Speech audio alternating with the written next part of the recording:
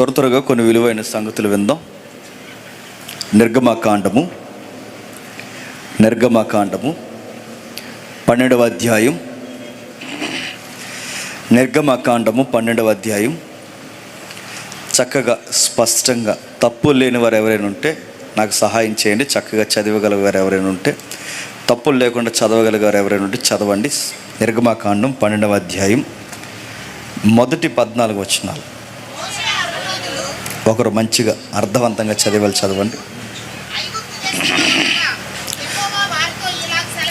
మోసే అహరోనుల ఐగుప్తు దేశములో ఉండగా యెహోవా వారితో ఇలాగూ సెలవిచ్చెను, నెలలో ఈ నెల మీకు మొదటిది, ఇది సంవత్సరానికి మొదటి నెల. మీరు ఇశ్రాయేలు సర్వ సమాజంతో ఈ నెల దశమి నాడు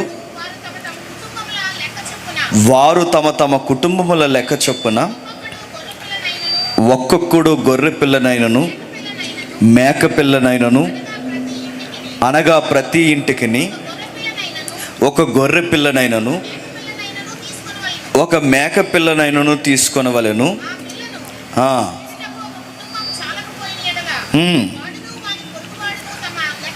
వాడును ఆ పొరుగు వాడును తమ లెక్క చొప్పున దాన్ని తీసుకొనవలెను. ఆ గొర్రె పిల్లను భుజించుటకు ప్రతి వాని భోజనము పరిమితిని బట్టి వారిని లెక్కింపవలను.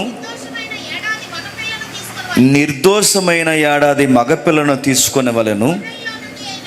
గొర్రెలలో నుండైనను మేకలలో నుండినైనను దాన్ని తీసుకొనవచ్చును. ఈ నెల 14వ దినము వరకు దానిని ఉంచుకొనవలెను. తరువాత ఇశ్రాయేలు సమాజపు వారందరూ తమ తమ కూటములలో సాయంకాలం వలన దాన్ని చంపి దాని రక్తము కొంచెము తీసి తాము దానిని తిని వెండ్ల ద్వారబంధం మీద 2 నిలువు కమ్ముల మీదను పై కమ్ము మీదను దాన్ని చల్లి ఆ రాత్రియే వారు అగ్ని చేత కాల్చబడిన ఆ మాంసమును పొంగని రొట్టెలను తినవలను. చేదు కూరలతో దాన్ని తినవలను. దాని తలను దాని కాళ్ళను దాని అంతరంద్రియములను అగ్నితో కాల్చి దాన్ని తినవలను. దానిలో ఉడకనదైనను నీళ్లతో వండబడినదైనను తినకూడదు.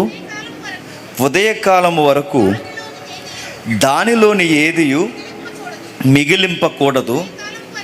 ఉదయకాలము వరకు దానిలో మిగిలినది అగ్నితో కాల్చివేయవలను.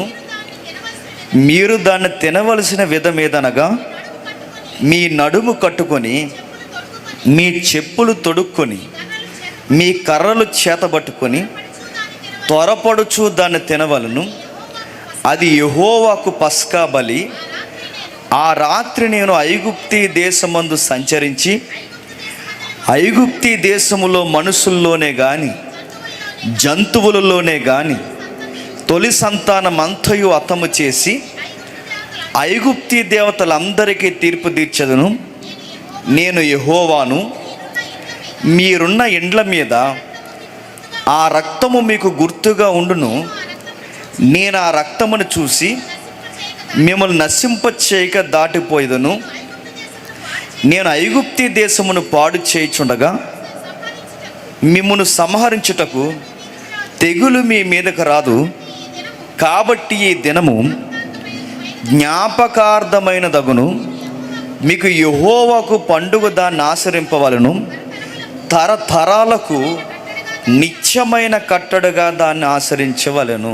ఆగుతాం. అందరి దగ్గర బైబిల్ ఉందా? కొన్ని విషయాలు మనం చదువుతున్నప్పుడు ఇవి ట్రెడిషనల్గా రాయబడినవేమో అనుకుంటాం.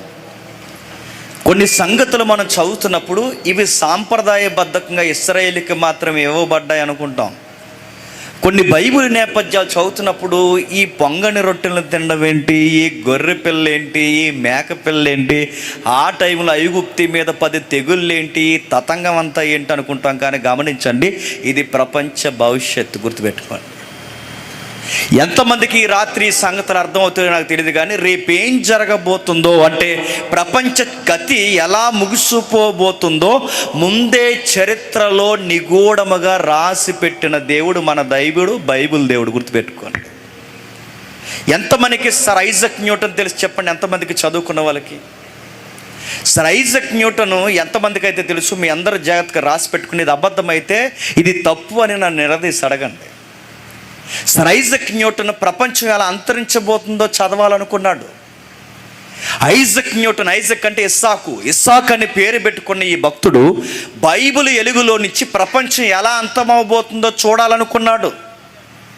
మీరు కావాలంటే చూడండి, టీవీ 9లో 30 Minutes అని, ఎన్టీవీలో మర్మమని, కొన్ని మెయిన్ లైన్ ఛానల్స్లో రహస్యమని ప్రోగ్రాలు పెట్టి, ఈ రోజుకి యూట్యూబ్ ఛానల్లో ప్రపంచం అంతమని పెద్ద టైటిల్స్ పెట్టి ప్రపంచం ఎలా అంతమవబోతుందో దాన్ని గుట్టు విప్పిన శాస్త్రవేత్త, సైంటిస్ట్ అని ఈ ఐజక్ న్యూటన్ యొక్క థియరీ తీసుకుంటారు. ఐజక్ న్యూటన్ ప్రపంచం ఎలా అంతమవబోతుందో చెప్పుకొచ్చాడు. ఎలా అంతమవబోతుంది తనకు తెలిసిన కొన్ని లెక్కలు వేసాడు. ఆ లెక్కలు నిజమో అబద్ధమో పక్కన పెడితే అది లెక్కల ప్రకారం ప్రపంచం ఎలా అంతమవబోతుందంటే బైబిల్ లెక్కల ప్రకారమే అంతమవబోతుందని ఐజక్ న్యూటన్ చెప్పాడు. ఐజక్ న్యూటన్ అంటే చిన్నోడా? ఈ ప్రపంచానికి గ్రావిటీ అనే సైన్స్ని పరిచయం చేసిన మేధావి ఆయన. ఐజక్ న్యూటన్ అంటే మామూలుడా? ఈ రోజుకి ఐజక్ న్యూటన్ పుట్టిన తర్వాత ఆయన చెప్పిన సిద్ధాంతాలను బట్టే విమానాల్లో ఎగురుతున్నాం, ర్యాకెట్లు వేసుకుని అంతరిక్షంలో వెళ్తున్నాం, ఈరోజు అంతరిక్షంలో నడుస్తున్నాం. ఈరోజు అంతరిక్షం ఎలా నడుస్తుందో చూడడానికి ఆయన చెప్పిన గురుత్వాకర్షణ శక్తి లా ఏదైతుందో ఆయన చెప్పిన దాన్ని బట్టే ఈరోజు ప్రపంచ వ్యవస్థ నడుస్తుందంటే మీరు నమ్మగలరా? ఈ రోజుకి ఆ సైంటిస్ట్ చెప్పిన దాని మీదే అనేకమైన సైన్స్ పురోగమృద్ధి ఆధారపడింది. అలా సైంటిస్ట్ ఎవరైతే ఉన్నారో ఈ ప్రపంచం ఎలా ముగిసిపోబోతుందంటే బైబిల్ చెప్పిన గుర్తుల ప్రకారమే ముగిసిపోబోతుంది. ఆయన ఎత్తుకున్న గుర్తుల్లోకి గుర్తు ఏంటో తెలుసా? ఇప్పుడు మనం చదివిన దానికి ప్రపంచ ముగింపుకి సంబంధం ఉందంట. అర్థమలేదని నాకు అర్థమైంది. మరలా ఈ ప్రపంచం ముగిసిపోవడానికి ఇక్కడ రాయబడిన సంగతులకి సంబంధం. అదేంటి?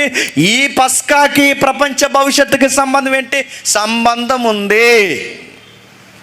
ఎంతమంది ప్రసంగి గ్రంథం చదివారు నాకు తెలియదు, కానీ ప్రసంగి గ్రంథంలో ఉంటుంది మునుపు జరిగినదే మళ్ళా జరగబోతుంది. మరలంటే జరిగినదే మళ్ళీ జరగబోతుందంటే ఈ ప్రపంచం ఎలా అంతమవబోతుందో ఆల్రెడీ ప్రపంచానికి కొన్ని గుర్తులు జరిగించి దేవుడు తన పిల్లలకు చూపించాడట.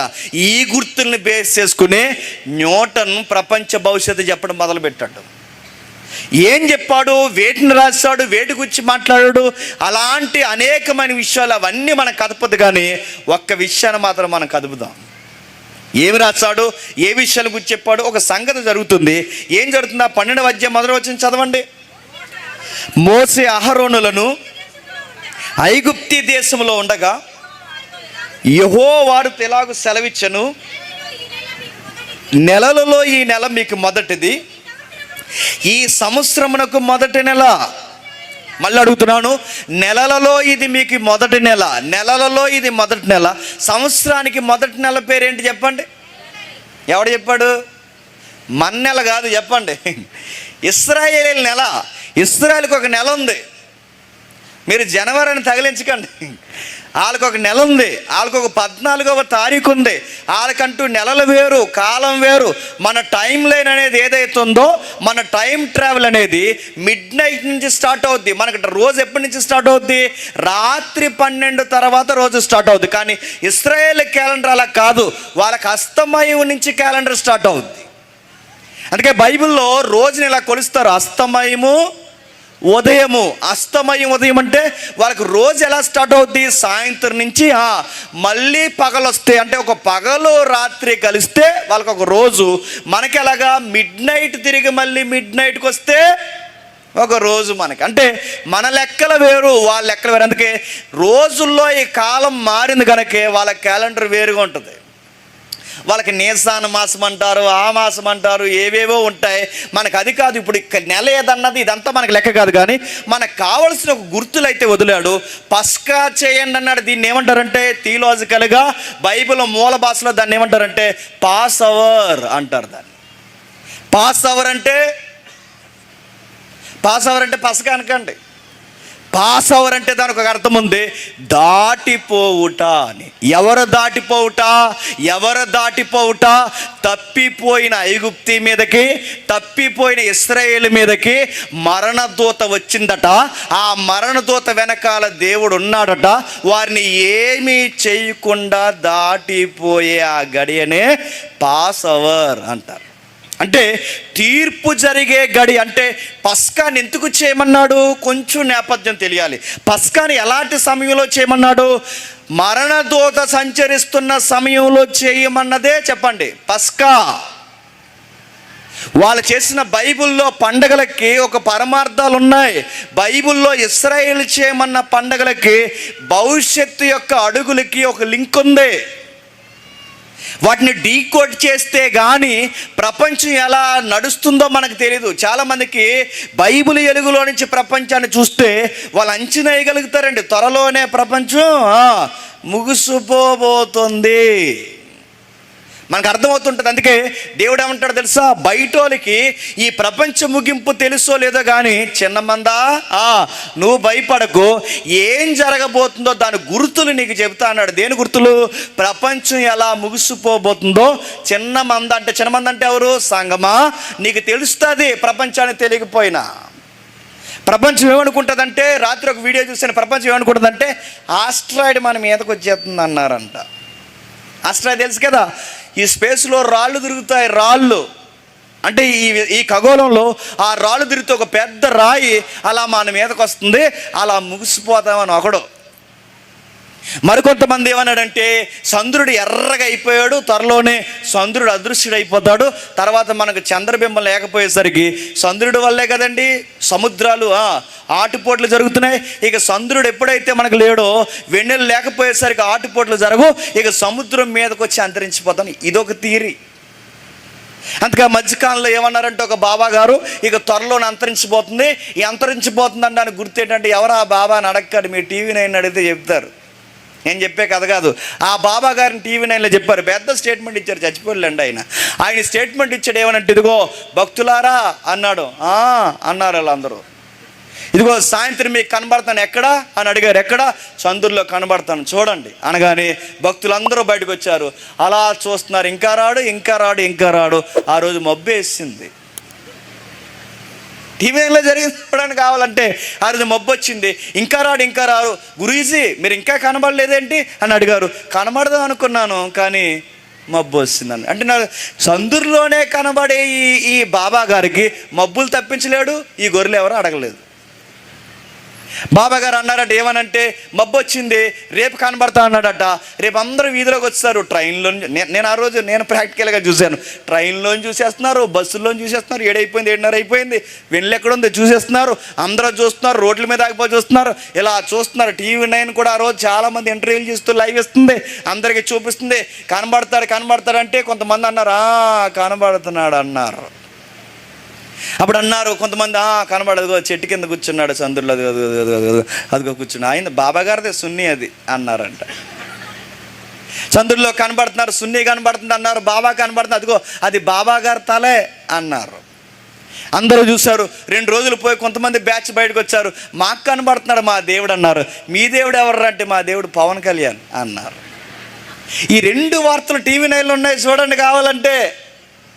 ప్రపంచం అంతం ఏమనుకుంటున్నారంటే, ఒకటి ఆస్ట్రాయ్ అన్నాడు, మరికొంతమంది ఏమన్నారు తెలుసా?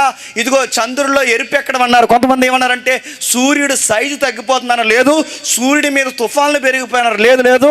అక్కడ మంచు పర్వతాలు కరిగిపోయినారు. ఇదంతా కాదండి, ఇది జాగ్రఫికల్గా మాట్లాడుకునే స్టోరీ. కానీ ప్రపంచ అడుగులు ఎలా నడుస్తున్నాయో దీన్ని పుట్టించినోడు చెప్పాడు. ప్రపంచం అంతం ఎలా ముగిసిపోబోతుందో చరిత్రలో ఇన్వాల్వ్ అయిన వాడు, చరిత్రకి మూలమైన వాడు, ఆయన పేరు సృష్టికర్త. ఆయనకు బైబిల్లో పిలువబడిన పేరు సైన్యముల అధిపతి యెహోవా అనే నామకరణం. ఆయన సెలవిచ్చాడు. ఏం జరగబోతుందో రాశాడు. ఏం రాశాడు? ప్రపంచం ఏం జరగబోతుందో, ముందేం జరిగిందో మళ్ళీ అదే జరగబోతుంది. అంటే ముందేం జరిగింది? పాస్ అవర్ జరిగింది. ముందు పాస్ అవర్ జరిగితే ఏం జరిగింది? పస్కా జరిగింది. అంటే మళ్ళీ పస్కా జరుగుద్దా? అది నువ్వు జాగ్రత్తగా అర్థం చేసుకుంటే అదే జరగబోతుంది. చూద్దామా? నేపథ్యం చూద్దాం. త్వరగానే ముగిస్తాను, మీరేం కంగారు అయిపోకండి. 11 గంటలకు వచ్చాడని నీ మీద ఒట్టే చెప్తున్నాను, త్వరగానే ముగిస్తాను. చాలామంది లాజిక్ కడతారు, వట్టేయచ్చా, క్రైస్తవులు వట్టేయచ్చా అని. మాట మీద నిలబడితే వేయచ్చు. త్వరగానే ముగిస్తాను. త్వరగా, అది ఎంత త్వరగా అనేది టైం చెప్పను, త్వరగా ముగిస్తాను. ఇది ఒట్టు. చూద్దాం ఏం చెప్తున్నాడు. కొంచెం నేపథ్యం చెప్తాను వినండి. ఈ ప్రపంచంలో మొట్టమొదటి పుట్టిన కుటుంబం ఎవరండి? ఆదాము ద్వారా దేవుడు కళలు పండించాలనుకున్నాడు. కళలుగానే మిగిలిపోయాయి. చెయ్యమన్న పని చేయకుండా చెయ్యకూడని పని చేశాడు. దేవుని మాట వినాల్సిన వాడు భార్య మాట విన్నాడు. ఫలభరితమైన జీవితంలో బతకాల్సిన వాడు గడ్డి పండే పంట అంటే గడ్డి పంట తినే బతుకులోకి వచ్చేసాడు. చెమట పట్టణ జీవితంలో నుంచి చెమట పట్టే జీవితంలోకి వచ్చేసాడు. చావే లేని జీవితంలో నుంచి చావుకు లోనయ్యే జీవితానికి వచ్చేసాడు. పంట కోసం ఏడ్చాడు, ఆకలి కోసం ఏడ్చాడు, రెక్కల కష్టం కోసం ఏడ్చాడు, కుటుంబాన్ని పోషించడానికి ఏడ్చాడు, జబ్బుల వలన ఏడ్చాడు, నీడ కోసం ఏడ్చాడు, ఆకలి కోసం ఏడ్చాడు. పరిగెట్టాడు, మట్టే గనక మట్టయిపోయాడు. ఆ కలల పండని ఆదాము జీవితంలోంచి దేవుడు మళ్ళీ జనుల యొక్క ఉత్పత్తి క్రమంలో మళ్ళీ తన నుంచి బిడ్డలను పుట్టించాడు. జనరేషన్ స్టార్ట్ చేశాడు. వాళ్ళ నుంచి మళ్ళీ ఉత్పత్తి క్రమం ప్రారంభమైంది. అందులో 2 కొడుకులు వచ్చారు, కయ్యేను, ఏబేలు. ఇది ఎవడో గొట్టి మీద కూర్చుని రాసిన కథ కాదు, ఇది హిస్టారికల్ రికార్డ్స్. ఇది బైబిల్ వాస్తవికమైన చరిత్ర. ఇది కాదని ఎవరు అనలేరు. మళ్ళీ చెప్తున్నారు, ఇది కాదని ఎవరు, ఇది చరిత్ర. నిన్నగాక మొన్న కళ్ళు తెరిచి టీవీ 9లో అన్నారు, ఏమని తెలుసా? మనందరి తల్లి ఒకరే, మనందరి తండ్రి ఒకడే. వాళ్ళ పేర్లు ఏంటంటే వాళ్ళు చెప్పరు టీవీ 9లో, నేను చెప్తున్నాను. వాళ్ళ పేర్లు ఏంటి చెప్పిన? అవ్వా చెప్పండి, ఆదాము. డిఎన్ఏలో తేలింది కాబన్నా. ఆ తల్లిదండ్రులు ఎవరంటే వాళ్ళిద్దరే. అంటే మనందరి తల్లి ఒకరే, మనందరి తండ్రి ఒకరే. వాళ్ళ పేర్లు చెప్పరు, ఎందుకంటే చెబితే మరి బైబిల్ నమ్మాలిగా. చెప్పరు, ఈ సైంటిస్టులు చెప్పరు, ఈ బాబు గోగినేని లాంటి వాళ్ళు చెప్పరు. వీళ్ళు ఏమంటారంటే అందరి తల్లి ఒకరే, అందరి తండ్రి ఒకరే. ఎవరు ఆ తల్లి తండ్రి అంటే పెద్ద కోతి చిన్న కోతునంట. కోత అని అడుగుతున్నాను. ఈసారి అని అడుగుతారుగా, ఆధార్ కార్డులో, బర్త్ సర్టిఫికెట్లు అడుగుతారుగా, డెత్ సర్టిఫికెట్లు అడుగుతారు. సన్నాపు పెద్ద కోతని రాయ్, మా అమ్మ చిన్న కోతని రాయ్. రాస్తావా? నీ నైతికత అడ్డొస్తుంది. దాన్ని మోరల్స్ అన్నావుగా. నీ థియాలజీలో, నీ ఫిలాసఫీలో దాన్ని ఏమన్నావు? మోరల్స్ అన్నావుగా, కాన్షియస్ అన్నావుగా. నీ కాన్షియస్సే ఒప్పుకోదు. ఏమని? నీ మనస్సాక్షి ఒప్పుకోదు. మీ తాత మీ అయ్య కోతంటే నీ మనస్సాక్షి ఒప్పుకోలేని దాన్ని నువ్వు థీరీగా ఎలా బిలీవ్ చేస్తున్నావు? నీ థీరీ మీద నీకే మనస్సాక్షి లేదు, నీ థీరీ మీద నీకే నమ్మకం లేదు, నీ థీరీని నీ మనసే ఒప్పుకోవట్లేదు. వాస్తవం ఏంటో తెలుసా? మనిషి నుంచే వచ్చాడు, మానవుడి నుంచే వచ్చాడు. బాగా వినండి, ఆదాము నుంచే అందరూ వచ్చారు, అవ్వ నుంచే అందరూ వచ్చారు.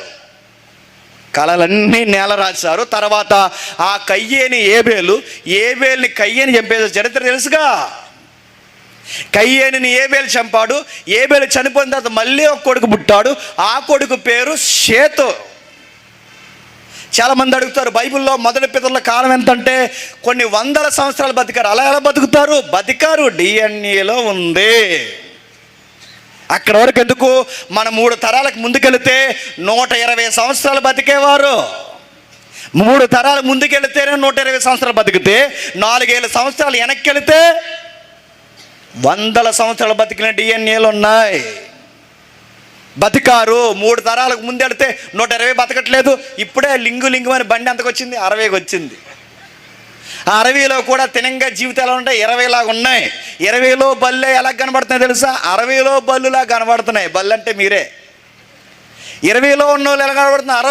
20 ఏళ్ళ కుర్రోడికి బట్టబుర్ర, 20 ఏళ్ళ కుర్రోడికి షుగరు, 20 ఏళ్ళ ఆడపిల్లకి పళ్ళు ఊడిపోతున్నాయి, కళ్ళు కనబడతలేదు.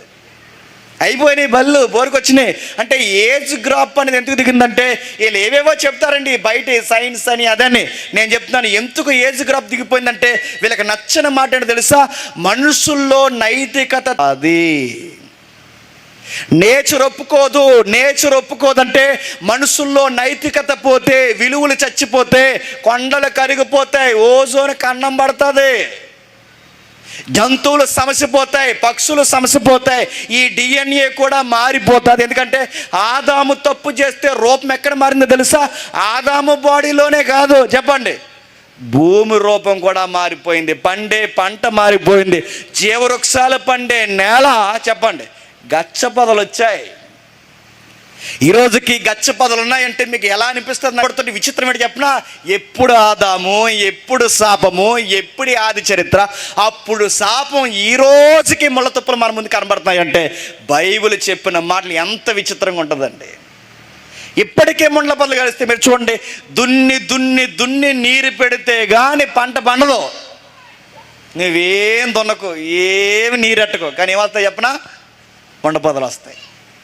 అది జీవవృక్షాలు రావాల్సిన పోయి ముండ్ల పొదలు వస్తున్నాయి. చరిత్ర మారింది, నేచర్ మారిపోయింది. సేతు వచ్చాడు, చేతి నుంచి జనరేషన్ స్టార్ట్ అయింది. అలా స్టార్ట్ అయిన తర్వాత మళ్ళీ దాని నుంచి దేవుడు ఒక ఎతికాడు భక్తులను. ఆ భక్తుల్లో ఒక భక్తుడు నోవహు పుట్టాడు. నోవహుతో మళ్ళీ నిబంధన చేస్తాడు, ఇదిగో ఇక్కడి నుంచి ఈ గ్రాప్ ఆపేస్తున్నాను నోవహు, ఇక్కడి నుంచి ఈ తరాన్ని ఆపేస్తాను, నీ నుంచి మళ్ళీ ఒక న్యూ క్రియేషన్, అంటే ఒక కొత్త ప్రపంచాన్ని నేను స్టార్ట్ చేస్తాను, ఓ కొత్త ప్రపంచాన్ని నేను స్టార్ట్ చేస్తాను. నిన్న మొన్న ఎవరో జలప్రలయం గురించి కామెడీ చేస్తూ, బయట వాళ్ళండి పేర్లు చెప్పాలని హైలైట్ చేయడం అనవసరం, కానీ నిన్న మొన్న జలప్రలయం కోసం కామెడీ చేస్తూ అతగాడు ఏమంటున్నాడంటే నోవహుని పెద్ద వాడ చేయమన్నాడు, అదో పెద్ద వాడ, ఆ వాళ్ళలో గేనికెక్కితే వాడ సరిపోద్దా అన్నాడు. కామెడీగా ఆయన ఏమన్నాడంటే బైబిల్లో ఏనుగు పేరు లేదన్నాడు. తెంగ చదవరు, బైబిల్లో ఏనుగు పేరు లేదన్నాడు. అంటే బైబిల్లో ఏనుగు పేరు లేనప్పుడు జలప్రాయంలో ఏనుగు ఉందన్న సంగతట వీళ్ళకి తెలియదంట. అందుకే బైబిల్ ఊహించి రాసేసారు, ఏనుగు పేరు లేదు, ఆ పేరు లేదంటే. ఎందుకు లేదు? నువ్వు కళ్ళు ఎటు చదివితే ఉంటాయి. సొలొమోను విదేశాల నుంచి ఏ దంతాలు తెప్పించేవాడట? ఏ దంతాలు? నీ పాసి దంతాలు కాదు, ఏ దంతాలు చెప్పండి. నీ టూత్ పేస్ట్లో ఉప్పు ఉందా, నీ కారం ఉందా, ఈ దంతాలు కాదు, చెప్పండి ఏ దంతాలు. అక్కడి వరకు ఎందుకు? కొరేస్ మనకు తెలుసుగా. ఆ కొరేస్ ఎవరు ఉన్నారు బైబిల్లో? చరిత్రలో రాయబడిన అతని పేరు చరిత్రలో సైరస్ అంటారు. సైరస్ ఈ పరిపాలన ఆఫ్ఘనిస్తాన్ వరకు రాలేదు. కొరేస్ పరిపాలన, సైరస్ పరిపాలన ఇక్కడ ఇంత చరిత్ర బైబిల్ చెప్తుంది. ఆ చరిత్ర ఇంత చెబుతుంది. జలప్రలయాన్ని గురించి కూడా చరిత్ర ప్రకారం చెప్పింది. జలప్రలయం జరిగింది, జనరేషన్ స్టార్ట్ అయింది. నోవహు పైన ఆగారు, అరారాతు కొండల నుంచి కిందికి దిగారు. ఆ కిందకి దిగినప్పుడు 3 కొడుకుల నుంచి మళ్ళీ ప్రపంచ ఉత్పత్తి క్రమం జరిగింది. మీకు ఓపుకుంటే మళ్ళీ చెప్తున్నాను, మీకు ఓపుకుంటే పెద్ద మ్యాప్ ఉందండి, మా ఇంట్లో అంటించుకుందామని మొన్నే డౌన్లోడ్ చేశాను నేను దాన్ని. నిజంగా అది మన వరకు దొరికేది కాదు, ఎక్కడో వెస్ట్రన్ కంట్రీ ఉండదు పెద్ద మ్యాప్. అంటే ఏ జాతి ఎక్కడి నుంచి ఇండియాకి ఎలా వచ్చారు, ఆఫ్ఘనిస్తాన్లో ఎలా వచ్చారు, స్టార్టింగ్ ఎలా వచ్చారు, అక్కడికి ఎలా వెళ్ళాయి, ప్రతి జాతికి ఈ 11 అధ్యాయానికి ఒక పెద్ద జాగ్రఫికల్ మ్యాప్ ఉంది. మనం చదివితే తెల్లారిపోయేంత జాగ్రఫీ ఉంది. ఇలా ఉంటుందండి రౌండ్. నేను మొన్న హైదరాబాద్ వెళ్ళినప్పుడు ఒక సేవకులు ఇంట్లో చూసాను, పెద్ద అద్దంతో పెట్టించుకున్నారు. నాకు భలే నచ్చింది. ఎక్కడి నుంచి తెప్పించారని అంటే అమెరికా నుంచి తెప్పించారన్నారు. ఇప్పుడు మనకు ఎవరు అమెరికా నుంచి పంపించరు. దేవుడు ఆశగల ప్రాణాన్ని తృప్తిపడతా అన్నట్టు నెట్లో ఎదుగం జుమ్మని కనబడ్డది. మాకు అన్నం వచ్చింది, కొనుక్కున్నాను పెద్దదే. నేను అడుగుతున్నాను, ఎవరికైనా డౌట్లు ఉంటే చెప్తున్నాను. ఇండియాకి ఎలా వచ్చారో, ఏ DNA ఎలా వచ్చిందో ప్రతిదీ జాగ్రఫికల్ ఎవిడెన్స్, అంటే మ్యాప్ పాయింట్, అనేక అక్షాంశాలు, రేఖాంశాలు దానితో సహా గుర్తించి మరీ ఇచ్చారు దాన్ని. జనరేషన్ స్టార్ట్ అయింది. దేవుడు ఎంపిక చేశాడు. ఎంపిక చేసిన ఆయన పేరు అబ్రహాం. ఎవరు? అబ్రహాంని ఎంపిక చేసిన తర్వాత దేవుడు మాట ఇచ్చాడు, నీకు బిడ్డల్ని ఇస్తాను అన్నాడు. ఎవరితో? బిడ్డలు లేనోడి దగ్గరికి వెళ్ళి చెప్పండి, నీ సంతానం ద్వారా ప్రపంచాన్ని ఆశ్రయిస్తాను. బిడ్డలు లేనోడి దగ్గరికి వెళ్ళి ఈ ప్రపంచాన్ని మీ అబ్బాయిల ద్వారా ఆశ్రయిస్తా అంటే ఎలా ఉందండి అది? పెళ్ళిగానోడి దగ్గరికి వెళ్ళి చెప్పండి, నీకు ఎంతమంది పిల్లలు అడిగినట్టు ఉంది. అబ్రహాం గారి దగ్గరికి వెళ్ళి అన్నాడట, నీ సంతానం ద్వారా ఈ ప్రపంచాన్ని ఆశ్రయిస్తా అంటే ఈయనకి సంతానమే లేరుగా.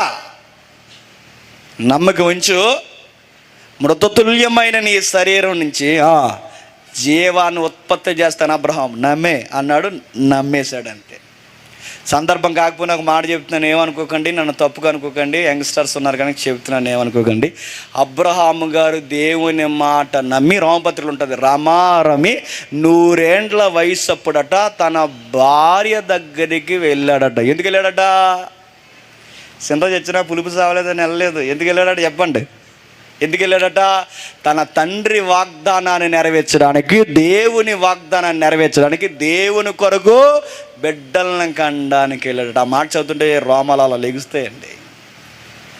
వయసు అయిపోయినాడు, మృతతుల్యమైపోయినాడు, కర్ర పట్టుకుని నడిచేవాళ్ళు శక్తిని పొందుకొని దేవుని వాగ్దానం ఉడికిపోయిన మా గర్భాల్లో నెరవేరుతుందని దేవుని కొరకు పిల్లలను కనడానికి వారు దేవుని కొరకు ఒకరికి ఒకరయ్యారట ఏక శరీరంగా. ఈరోజు అడుగుతున్నాను, ఫస్ట్ నైట్లో ఈ బాధ్యత ఉందా? అడుగుతున్నాను, ఫస్ట్ నైట్లో ఈ బాధ్యత ఉందా? ఎటకారాలు ఫస్ట్ నైట్లో వచ్చారట ఈ అమ్మలెక్కలు అందరూ. ఎందుకు ఫస్ట్ నైట్లోకి వచ్చి అన్నారట?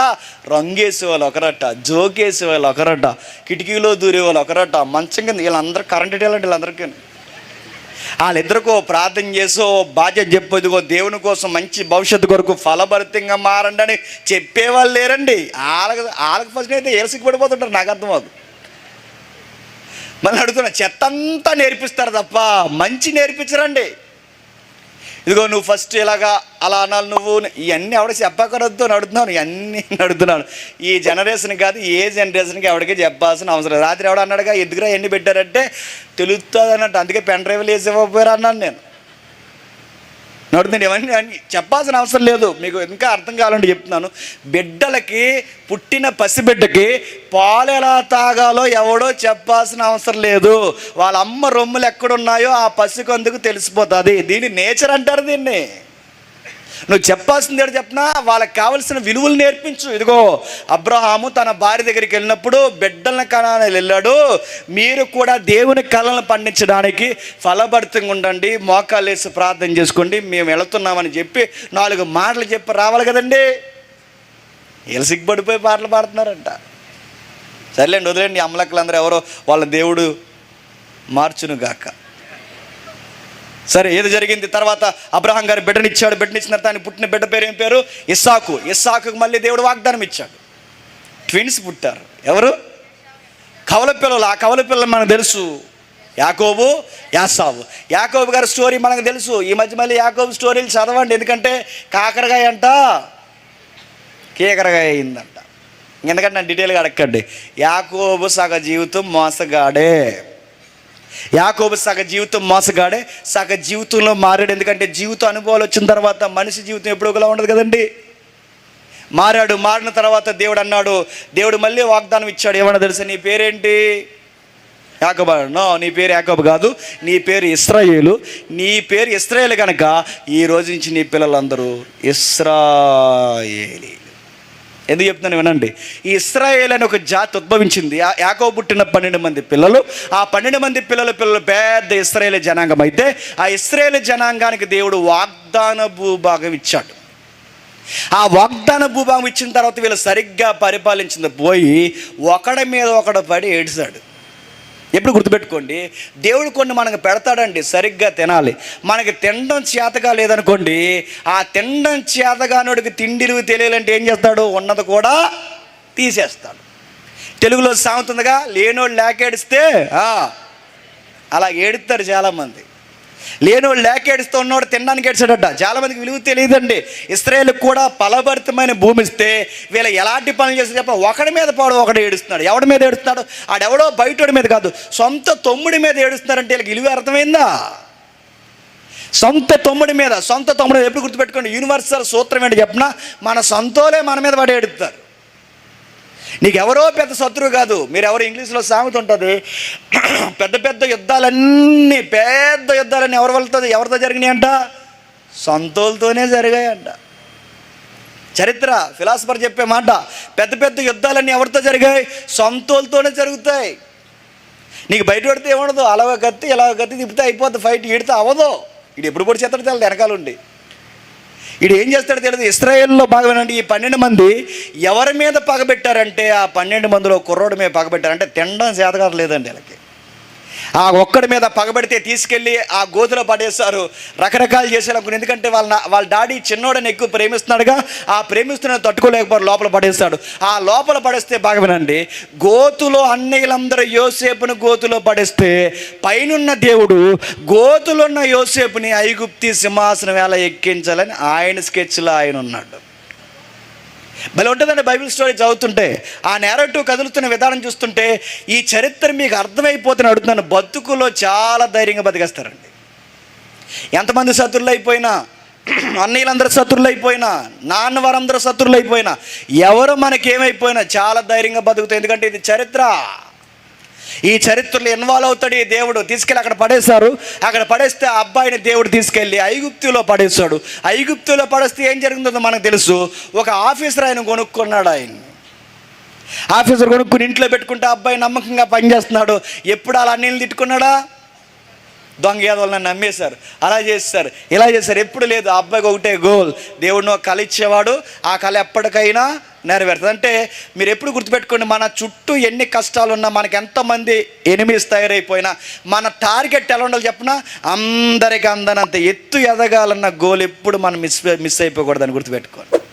మనం వీళ్ళు వెనక్కి చూసి ఏడ్చామనుకోండి, మనం ఎదగాల్సిన కూడా ఎదగం, మనం పరిగెట్టాల్సిన కూడా పరిగెట్టం. వాళ్ళు ఏడాలి, మనల్ని చూసి ఎప్పుడు ఏడాలి చెప్పినా, మనల్ని చూసి అసూయ పడిపోయేంత ఏడ్చేంతగా మనం ఎదగాలంటే దేవుడు ప్రతి ఒక్కరికి ఒక లక్ష్యం ఇస్తాడు. ఆ లక్ష్యం సాధించేంత వరకు మనం ఎదుగుతూనే ఉండాలి. అందుకే యోసేపు ఈ స్టోరీలు ఏం పట్టించుకోలేదండి. అన్నీలు జ్ఞాపకం చేసుకోలేదు, ఎవరినే జ్ఞాపకం చేసుకోలేదు. చక్కగా దేవుడికి భయభక్తులు కలిగి దేవుని కృపలో బతుకుతున్న యోసేపు మీద ఒక ఆవిడ కన్నేసింది. సాతానుగాడికి ఉన్న దరిద్రం బుద్ధి చెప్పిన, ఎక్కడ పచ్చగా కుటుంబం ఉంటే ఆ పచ్చని కుటుంబంలో ఈడు అగ్గెడతాడు. ఈడు ఏదోని తోటలో పచ్చని కుటుంబం ఏమిట్టాడండి? అగ్గు పెట్టాడు. పచ్చని కుటుంబాలు ఎక్కడుంటే, పచ్చని జీవితాలు ఎక్కడుంటే అక్కడ అగ్గు పెడతాడు. యోసేపు జీవితంలో కూడా ఒక రూపంలో వచ్చాడు. ఏదైనా తోటలోకి బాగా వినండి, ఏదైనా తోటలోకి సర్పము రూపంలో సాతానుగాడు ఎలా వచ్చాడు, యోసేపు దగ్గర కూడా ఎలా వచ్చాడు తెలుసా? సర్పంగా రాలేదు, సొగసైన వాండ్రగా వచ్చాడు అన్నాడు. మాట్లాడుతున్నాడు, ఆఫర్లు ఇస్తున్నాడు, అది అన్నాడు, ఇది అన్నాడు, రకరకాలు చెప్తున్నాడు. యోసేపుకి అర్థమవుతుంది, బైబిల్ చదువుతుంటే మనకు అర్థమవుద్ది. వచ్చింది ఆఫర్ కాదు ఇది, చెప్పండి, ప్రమాదం అని అర్థమైంది. రకరకాల మాటలు చెప్పింది, అలా చెప్పింది, ఇలా చెప్పింది. ఇదిగో నేను చూస్తాను. ఈ అబ్బాయితో ఎలాగలాగా ఆ కమ్యూనికేషన్ పెట్టుకోవాలనుకుంది. ఎందుకు పెట్టుకోవాలనుకుందంటే, నేను చాలా మెసేజ్లో చెప్పాను, యోసేపు గారు తెలివైనడండి. చాలామంది అందగాళ్ళు ఉంటుంటారు కానీ అందరితో కాదు. కానీ ఆ అబ్బాయితో ఎందుకు పెట్టుకోవాలనుకుందంటే, తెలివైనోడు. నీ మాట అంటున్నాను, ఏమి ఇబ్బంది పడకండి. కొంచెం నా భాష ఈ పోలీసు ఉద్యోగం నుంచి వచ్చాను కాబట్టి మీకు ఇబ్బందిగా ఉన్నా తప్పదు, మీకు నచ్చకపోయినా చెప్తున్నాను, ఏమనుకోకండి. కొన్ని అక్రమ సంబంధాలు ఎందుకు పెట్టుకుంటారు చెప్పినా, వాళ్ళు తెలివైన వాళ్ళతో అక్రమ సంబంధాలు ఎందుకు పెట్టుకుంటారంటే, బయటకు పొక్కదని పెట్టుకోవాలనుకుంటారు. యోసేపుతో అక్రమ సంబంధం ఎందుకు పెట్టుకోవాలనుకుంది, ఎల్లాలో ఎందుకు పెట్టుకోవాలనుకుందంటే, తెలివైనోడు మూడో కన్నుకి తెలియదు, చాలా తెలివైనోడు అనుకుంది. కానీ తింగరావుడు తెలియంది ఏంటంటే, మనం ఎవరికి తెలియకూడదు అనుకుంటామో చెప్పండి, అలాగే తెలిసిపోద్ది. బైబిల్లో ఓపెన్ సీక్రెట్ ఉందంటే చెప్పిన, రహస్యమైనవి చెప్పండి బయటకు వస్తాయి. నువ్వు ఎవరు తెలియకూడదు అంటే అలాగ తెలిసిపోతాయి. కానీ అబ్బాయికి బాగా వినండి, ఏదోలాగా బొట్టలు వేసుకుందా, అలా వేసుకుందా, ఇలా వేసుకుందా, మొత్తం మీకు అన్నీ వేసింది, అది చెప్పింది. అమ్మ నీకు దండం, ఆయన నాకు నాన్న లాంటివాడు అయితే నువ్వు నాకు అమ్మ లాంటిదా అని అన్నాడు. ఈ మాట ఈనండం కాదండి, ఆ మాట ఎవరు గుర్తుండాలి చెప్పిన, ఆవిడ గుర్తుండాలి. ఎందుకంటే, బాబు నువ్వు ఎలాంటివాడు అంటే నాకు కొడుకులాంటి అనాలి. ఈవిడ అనాల్సిన మాట ఎవరు అంటున్నారండి? వయసులో ఉన్న కుర్రోడు అంటున్నాడంటే, ఎవరు బుద్ధి గడ్డి తింటుంది, ఎవరికి బుద్ధి ఉందో చెప్పండి. అలా ధైర్యం ఆ సంసారం తర్వాత విషయం వదిలేయండి. యోసేపు బయటకు వచ్చాడు, అన్యాయం కేసు పెట్టారు, తీసుకెళ్ళి లోపల సెరసాల్లో పడేస్తారు. ఆ సెరసాల్లో పడిన తర్వాత ఆ సెరసాల్లో కూడా నమ్మకం ఉన్నాడు. ఆ నమ్మకం ఉన్న తర్వాత, ఆ నమ్మకం ఉంటే దేవుడు ఎక్కడున్నా తోడున్నాడు. గోతులో ఉంటే గోతులో తోడున్నాడు, ఇంట్లో ఉంటే ఇంట్లో తోడున్నాడు, జైల్లో ఉంటే జైల్లో తోడున్నాడు. ఎక్కడుంటే ఆ అబ్బాయికి తోడున్నాడు. అందరూ చూశారు, అందుకే ఆ అబ్బాయిని బాగా నమ్మారు. ఆ అబ్బాయి ఎక్కడుంటే అక్కడ అందరూ రెస్ట్లోకి వెళ్ళిపోతారంట. అంటే అన్ని పనులు ఎవరు చేస్తారు? అబ్బాయి చేస్తాడు. అబ్బాయి ఇంట్లో ఉన్నాడు అనుకోండి, ఆఫీసర్కి రెస్ట్. జైల్లో ఉన్నాడు అనుకోండి, జైలు ఆఫీసర్కి రెస్ట్. అదే దేశంలో ఉన్నాడు అనుకోండి, ఫరోకి రెస్ట్. అంటే ఎక్కడుంటే అక్కడ పనులన్నీ మీదేసుకుని చేస్తాడు. అందుకే చూడండి, దేవుడు కూడా ఎవరిని ఆశ్రయిస్తాడు చెప్పినా, బద్ధకస్తుల్ని కాదు చెప్పండి, నిత్యము పని తిరిగే అనే వాళ్ళని ఆశ్రయిస్తాడు. గుర్తుపెట్టుకోండి. సోమరథవాళ్ళని ఆశీర్వదించడు. నేను ఎదవాలని అంటున్నాను, ఏమనుకోకండి. సోమరావులను ఆశ్రయించడు. పని చెప్తే పని ఎగ్గొట్టే వాళ్ళని ఆశ్రయించడు. పనికి ముందుకు పడి నిలబడతాడు చూసారు బాధ్యతగా, అలాంటి వారిని ఆశీర్వదించాడు. ఎక్కడుంటే అక్కడ ఆశ్రయించాడు. ఒక కళ వచ్చింది. ఎప్పుడు మీరు గమనించండి, అందరి కోసం యోసేపు కళ్ళు వస్తాయి, కానీ యోసేపు ఎప్పుడు విడుదల అవుతాడో యోసేపుకి మాత్రం కళ రాదు. అది విచిత్రంగా ఉంటుంది. పక్కోడి కోసం కలుస్తుంది, వీడి కోసం కలుస్తుంది, అందరి కోసం కలుస్తుంది, కానీ యోసేపు ఎప్పుడు రిలీజ్ అవుతాడో యోసేపు కోసం యోసేపుకి కళ రాదు. కానీ యోసేపుకి తెలుసు, నా డ్రీమ్ ఎప్పటికైనా నెరవేరుతుందని. అన్నట్టుగానే బయటకు వచ్చాడు, కళ అర్థం చెప్పాడు, అదిరిపోయాడు. రాజు అన్నాడు, ఎక్కడిది నీకు ఈ నాలెడ్జ్ అంటే, అక్కడది అని చెప్పాడు. నా వెనక ఒక ఆయన ఉన్నాడు, ఆయన పేరు దేవుడు యెహోవా, ఆయన వలనే జరుగుతుంది, నాలో అంత గొప్పతనం ఏమీ లేదని. దానియేలు ఎలాగైతే తనను తాను తగ్గించుకున్నాడో, దానియేలు కన్నా ముందు అంత బాగా తగ్గించుకున్నవాడు ఎవరు చెప్పండి? జోసెఫ్.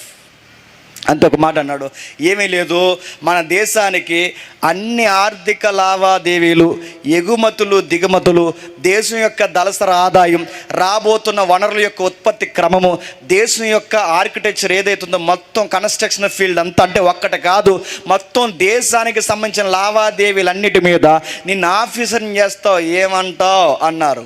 అంటాను అన్నాడు. అంతే, ఫరో తర్వాత ఫరో అంతటి అయిపోయాడు. ఎవరు?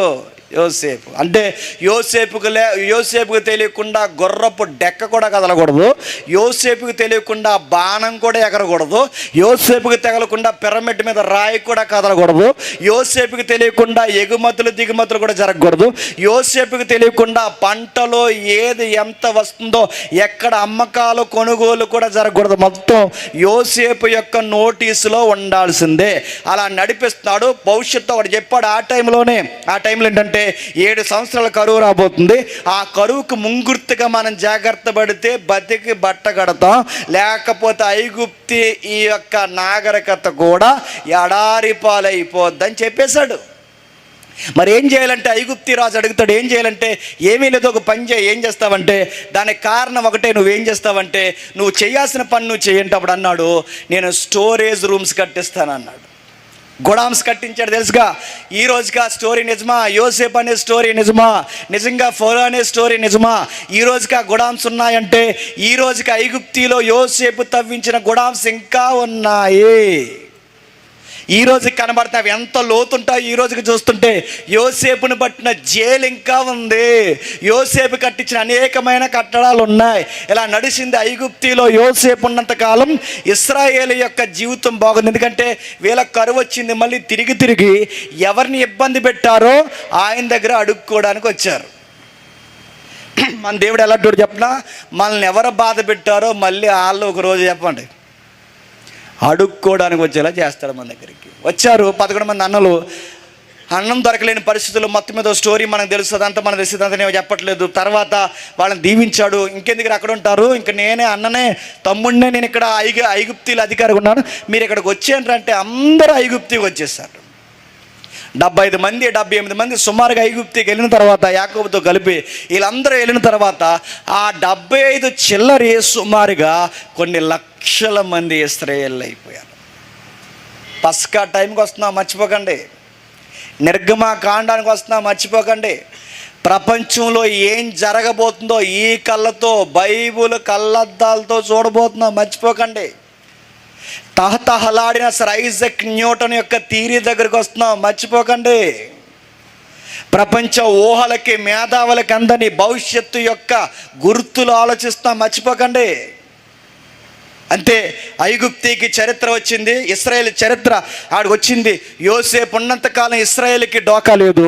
యోసేపుకి వయసు అయిపోయింది, యాకోబుకి వయసు అయిపోయింది, వాళ్ళు చచ్చిపోయారు. యెహోవా యొక్క ప్రజల గూర్చి యోసేపు అంటే తెలియని కొత్త రాజుల పరిపాలన వచ్చింది. కొత్త రాజుల పరిపాలన ఎప్పుడైతే వచ్చిందో రాసి రంపాన్నెట్టేశారు. ఎవరిని? ఇశ్రాయేల్ని. అన్నం లేదు, బట్ట లేదు, రెస్ట్ లేదు. వాళ్ళని ఎంత ఘోరంగా చూశారంటే, రే మీరు ఐగుప్తిలో కలిసి ఉండడం ఏంట్రా గొర్రెల కాపర్లు మీరు. ఐగుప్తి అనే మేము చాలా క్లాసిక్ పీపుల్స్, మేము మీరెవర్రా బురద జాతి అన్నారట. ఎవరిని? ఇశ్రాయేలీయుల్ని. మట్టిలో బతికే వాళ్ళు మీరు, గొర్రెలు మేపేవాళ్ళు మీరు బడుగు బలహీన వర్గానికి సంబంధించిన వారు మీరేటర్ ఎక్కడ ఉంటున్నారు, ఇదిగో మీకు సెపరేట్ ఒక ల్యాండ్ ఇస్తున్నాం, దాని పేరు గోసేను, మీరు సిటీలో ఎక్కడ ఉండడానికి వీల్లేదు, ఇదిగో దేశానికి వెలుపల గవినికి వెలుపల ఆ గోసేను అనే చిట్ట చివరి ప్రాంతం ఉంది, అక్కడ ఉండండి రా పోయి అన్నారట. సరైన అన్నం లేదు, గుర్తింపు లేదు, గౌరవం లేదు. ఆ టైంలో వీళ్ళు కొన్ని తింగర పనులు చేశారండి. ఆ తింగర పనులు ఏం చేశారో తెలుసా? వీళ్ళకి దేవుడు లేడు, సరైన ఆరాధన లేదు, సరి అయిన నడవడిక లేదు, భయం లేదు, భక్తి లేదు, రాజ్యాంగం లేదు, ఆజ్ఞ లేదు.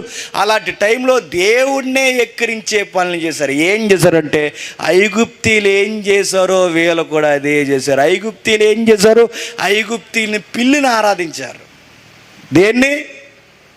మీరు ఈజిప్ట్ సివిలైజేషన్ చదవండి. ఈజిప్ట్ దేవుళ్ళు ఒక దేవుడు ఏంటో తెలుసా? నల్లపిల్లి. ఈజిప్టు దేవుళ్ళు ఒక దేవుడు ఎవరో తెలుసా? నల్లటి నక్క. ఈజిప్టు దేవుళ్ళో దేవుడు ఎవరో తెలుసా? ఎద్దు, సగం మనిషి. ఈజిప్టు దేవుళ్ళు ఒక దేవుడు ఎవరో తెలుసా? నది దేవుడు, ఆకాశం దేవుడు, వర్షం దేవుడు, సూర్యుడు దేవుడు, చంద్రుడు దేవుడు, వీచే గాలి దేవుడు, పంట దిగుబడి దేవుడు, భూమి దేవుడు. ఇలాంటి దేవీ దేవతలను అందరూ ఐగుప్తీలు ఆరాధిస్తుంటే ఈ బడుగు బలహీన వర్గాలుగా బతుకుతున్న ఇశ్రాయేలు కూడా వాళ్ళతో పాటు కలిపి ఎవరిని ఆరాధించారు తెలుసా? యెహోవాని కాదు.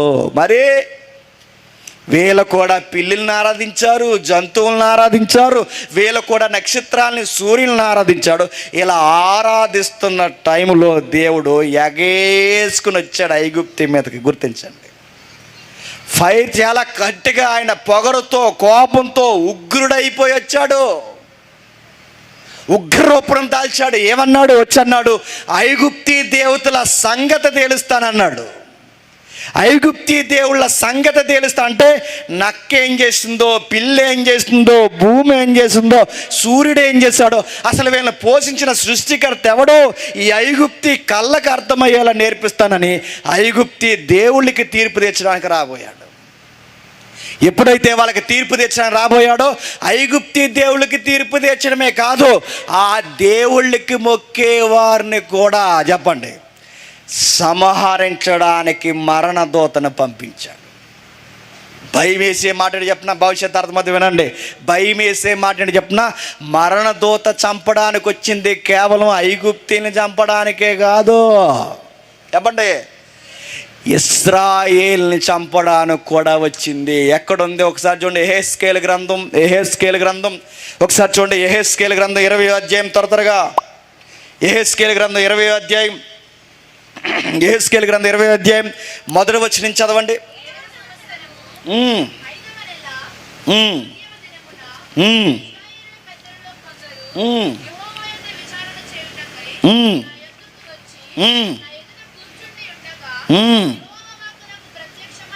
యెహోవాకు యెహెజ్కేలును నాకు ప్రత్యక్షమై ఇలాగ సెలవిచ్చెను, నరపుత్రుడా నువ్వు ఇశ్రాయేలు పెద్దలతో ఇట్లనుము, ప్రభువుకు యెహోవా సెలవిచ్చినదేమనగా, నా యొద్ద విచారణ చేయుటకు మీరు వచ్చుచున్నారే, నా జీవము తోడు నా వలన ఏ ఆలోచన అయినను మీకు దొరకదు, ఇదే ప్రభువుకు యెహోవాకు వారికి న్యాయము తీర్చెదవా అని చెబుతూ 6వ వచనంలో 5వ వచనంలో యెహోవా ఇలాగ సెలవిచ్చున్నాడు, నేను ఇశ్రాయేలుని ఏర్పరచుకున్నాడు, యాకోబు సంతతికి ప్రమాణం చేసినాడు, ఐగుప్తు వందు నన్ను వారికి ప్రత్యక్ష పరుచుకొని ప్రయాణం చేసి నేను మీ దేవుడైన యెహోవాను నేను ప్రకటించిన కాలమున వారు ఐగుప్తులో నేను రప్పించి వారి కొరకు నేను విచారించినదంతయు పాలు తేనెలు ప్రవచించినదంతయు సకల దేశములకు ఆభరణమైనదైన దేశములకు తోడుకొని పోయేదని చెప్పిన కాలముననే నేను ప్రమాణము చేసేదని. అప్పుడు నేను దేవుడైన యెహోవా నీలో ప్రతివాడు తనకిష్టమైన ఏ కృత్యములు విడిచిపెట్టవలనని ఐగుప్తీ విగ్రహముల చేత వినండి, ఐగుప్తీ విగ్రహములను పూజించడం చేత మిమ్మును మీరు అపవిత్ర కొనుచకుండా ఉండవలనని నేను వారికి ఆజ్ఞాపించిన. అయితే వారు నా మాట విననొల్లక నా మీద తిరుగుబాటు చేసి తమకిష్టమైన ఏ కృత్యములను చేయటం మానలేదు, ఐగుప్తి విగ్రహములు పూజించటం మానలేదు గనక వారు ఐగుప్తి దేశంలో ఉండగా నేను రౌద్రము వారి మీద కొమ్మరించి నా కోపము వారి మీద తీర్చుకుందునని నేను ఆ రోజు అనుకున్నాను. ఆ రోజు పేరే పస్కా, బాగా పాసవర్ అన్నాడు. యెహెజ్కేలు చెప్తున్నాడు, మీ అయ్యల్ని అప్పుడే తీసేయాలనుకున్నాను, మీ తండ్రులను అప్పుడే తీసేయాలను. ఎప్పుడు తీసేయాలనుకున్నాను? ఐగుప్తి దేవుళ్ళకి నేను తీర్పు తీరుస్తున్నప్పుడే, ఐగుప్తీలకి తీర్పు తీరుస్తున్నప్పుడే అప్పుడే మీ పితరులను నేను చంపేయాలనుకున్నాను. కానీ మీ అయ్యలకి మాట ఇచ్చి ఊరుకున్నాను. ఆ రోజు బాగా వినండి, ఈ పెద్ద బాగా వినండి. ఈ చరిత్ర మనం చదువుతుంటే అంటే ఆ రోజు ఐగుప్తీలకి తీర్పు తెచ్చడమే కాదు, ఐగుప్తి దేవతలకు కూడా దేవుడు తీర్పు తెచ్చడానికి వచ్చాడంటే తీర్పు తెచ్చడానికి వచ్చాడు. అందుకే చూడండి, ఈ రాత్రి మోసే అహరోనులారా ఈ గుడారానికి ప్రజలకు ప్రకటన చేయండి. ఏమని? నేను ఐగుప్తి దేవుళ్ళకి తీర్పు తీర్చబోతున్నాను. ఐగుప్తి దేవుళ్ళకి. చాలామందికి తెలియని విషయం ఏంటో తెలుసా? కేవలం మనకి బైబిల్ దేవుడు ఒక్కడే ఉన్నారనుకుంటాం, కానీ ఆ బైబిల్ దేవుడే అంటున్నాడు ఏమని? ఐగుప్తి కూడా దేవుళ్ళు ఉన్నారు అని. చాలా మనకి మింగిడి పడిన విషయం ఏంటో తెలుసా? దేవుళ్ళు అంటే ఇంకా దేవుళ్ళు ఉన్నారంటే దేవుళ్ళుగా ఉన్నారు. ఆ దేవుళ్ళుగా ఉన్నది ఎవరు తెలుసా? నేను డిబేట్ చేశానుగా, దయ్యాలు. గుర్తుపెట్టుకోండి. ఏంటవి? దయ్యాలు. ఇలా నచ్చిన నచ్చకపోయినా దయ్యాలే. ఐగుప్తి దేవుళ్ళు దయ్యాలంటే ఇప్పుడు నది వెనకాల ఆరాధన పొందుతున్న ఆ నల్లపిల్లి ఎవరు? ఆ నల్లపిల్లి వెనకాల ఉన్నది ఎవరు? దేవుళ్ళే. మీకు బాగా వినండి, ఆకారాల వెనకాల దయ్యాలు ఉంటాయంటే నా వివరణ మరొక్కసారి వినండి. ఉంటాయి. ఎలా ఉంటే? ఇలా వచ్చి కూర్చుని లకలక అందో, కళ్ళల్లో బ్యాట్లైట్ వేసుకోదు. దెయ్యం అనగానే చంగు చంగుమని మల్లెపూలు పెట్టుకుని గల్లు గల్లుమని తిరగదు. అది కాదు రయ్యా దెయ్యం అంటే. దెయ్యం ఏం చేస్తుంది చెప్పనా? నీతో మేళతాళాలు ఆడిస్తుంది, గంజాయి తాగిస్తుంది, అర్ధనక్క నృత్యాలు చేస్తుంది. ఈ మాట అంటున్నాను, ఏమనుకోకండి. ఈ మాట అంటున్నాను, ఒకవేళ ఎవరు నన్ను ట్రోల్ చేసినా పర్లేదు, కానీ కొజ్జా మేళాలు కూడా వేయిస్తుంది. ఎవరి పేరు మీద జరుగుతాయండి ఇవన్నంటే? దేవుడి పేరు మీద. అర్ధనక్క నృత్యాలన్నీ ఎవరి పేరు మీద అంటే? దేవుళ్ళ పేరు మీద. డబల్ మీనింగ్ సాంగ్లన్నీ ఎవరి పేరు మీద అంటే? దేవుళ్ళ పేరు మీద. డబల్ మీనింగ్ సాంగ్స్ అన్నీ ఎవరి పేరు మీద అడుగుతున్నాను. ఇలాంటి వికృత చర్యలు అంటే అర్ధనగ్నంగా డ్యాన్సులు వేయడం, ఆడ మగ కానోళ్ళని తీసుకొచ్చి డ్యాన్సులు వేయించడం, రక్తం కారేలాగా వలికించడం, ఇలాంటి మేళతాళాలన్నీ చేస్తున్నారంటే ఆ బొమ్మ వెనకాల దేవుడు ఉన్నారంటారా లేకపోతే ఎవరున్నారంటారో మీరే చెప్పండి. దేవుడుంటే ఇలాంటి పోరంబోగు పనులు చేయమని చెబుతాడా? దేవుడుంటే వయసులో ఉన్న ఆడపిల్లల ముందు ఇలాంటి డబల్ మీనింగ్ భంగిమలు చేయమని దేవుడు చెబుతాడా? ఇలాంటి మనుషులో విలువలు చచ్చిపోయే ఇలాంటి పనులన్నీ చేయిస్తున్నాడంటే ఆడెవడాడు? దెయ్యం. ఐగుప్తిలో ప్రతి దేవుడు బొమ్మ వెనకాల ఉన్నది ఎవడో తెలుసా? దెయ్యం. అందుకే దేవుడు అన్నాడు, ఈ దేవుళ్ళుగా పిలువబడుతున్న ఈ దెయ్యాలకి తీర్పు తీరుస్తాను. తీర్పు తీరుస్తానన్నాడంటే ఉన్నోళ్ళకి తీరుస్తాడా లేనోళ్ళకి తీరుస్తాడా చెప్పండి? ఉంటేనే కదండి ఆ మాట అంటాడు.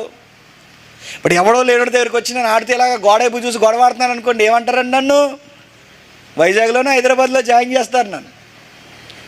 ఎందుకు? ఇదేంటి గాలి మాట్లాడుకుంటున్నారు అనుకోరా? ఇప్పుడు అక్కడ ఎవడో ఉంటేనే కానీ నేను మాట్లాడతాను. దేవుడు కూడా ఐగుప్తికి వచ్చి తీర్పు తీరుస్తానంటే ఉన్నారనా లేరనా? ఉన్నారు. అది ఆయన అదృశ్య లక్షణాలకు కనబడతాయి. బయటికి భూమిని పూజిస్తున్నారు, బయటికి పిల్లిని పూజిస్తున్నారు, బయటికి నక్కను పూజిస్తున్నారు, బయటికి వర్షాన్ని పూజిస్తున్నారు, కానీ దాని వెనకున్న పతనమైపోయిన ఆత్మలు ఎవరో తెలుసా? దురాత్మలు ఉన్నాయి. వాడి సంగతి తెలుస్తున్నాడు దేవుడు. వాడితో యుద్ధం చేయడం కంటే ఐగుప్తిలో భాగం మొదటి నెల టైం పెట్టాడు. మొదటి నెల ఐగుప్తి దేవుళ్ళకి జడ్జిమెంట్ డే, తీర్పు దినం. బాగా వినాలి, ముగించేస్తున్నాను. ఐగుప్తిలో మొదటి నెల, మీ నెల మొదటి నెల జడ్జిమెంట్ డే ప్రకటించబోతున్నాను. ఎవరికి? ఆ దేవుళ్ళకి. అంటే తీర్పు తెచ్చిపోతున్నాను.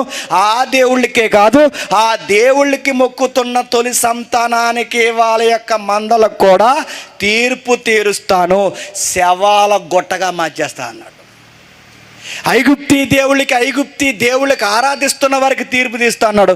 ఇప్పుడు ఐగుప్తి దేవుళ్ళని ఆరాధిస్తున్నది ఐగుప్తీలు ఒక్కరే కాదు, మరి ఇశ్రాయేలు కూడా ఆరాధిస్తున్నారు. ఇశ్రాయేలు కూడా ఆరాధించారు కనుక వాళ్ళకు కూడా తీర్పు. అంటే మరి ఇప్పుడు ఏలకి తీర్పు జరుగుతుంది, దేవుళ్ళకి తీర్పు జరుగుతుంది, ఐగుప్తీలకి తీర్పు జరిగితే ఇప్పుడు ఈ తీర్పులో ఇశ్రాయేలు పడిపోకూడదంటే వీళ్ళకు ఒక సౌలభ్యం ఇచ్చాడు. ఆ సౌలభ్యమే పస్కా, ఆ సౌలభ్యమే పాసవర్, ఆ సౌలభ్యమే గొర్రెపిల్ల. ఆ గొర్రెపిల్లకి గుర్తులు ఇచ్చాడు. ఆ గుర్తులేంటో ఇప్పుడు జాగ్రత్తగా చదవండి. ఆ గుర్తులేంటో తెలుసా? నేను చదువుతాను, జాగ్రత్తగా చూడండి. ఆ గుర్తులు ఏంటంటే 3వ వచనంలో 12వ అధ్యాయం రండి ఒకసారి. నిర్గమాకాండం 12వ అధ్యాయం.